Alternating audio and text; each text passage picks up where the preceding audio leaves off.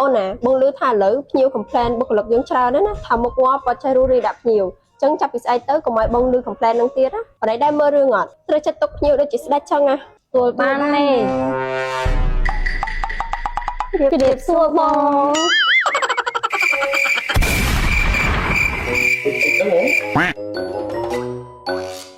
នេះបុគ្គលិកឡើងចម្លាញ់ហ្នឹងតាមព្រីអីម៉ងអូនក្នុងមកទៀតនេះសុវត្ថិភាពឯងបង Tecnologia. Asyadun អូមែនទេមែនទេ ចាបងមានការអីដែរបង បុគ្គលិកខ្លួនឯងទទួលភ្ញៀវតែអញ្ចឹងទេអូន ចាបងដោយសារតែមេរបស់ខ្ញុំប្រាប់ថាឲ្យមើលថែភ្ញៀវដូចស្ដេចហ៎បង ម៉ងអូន Yeah.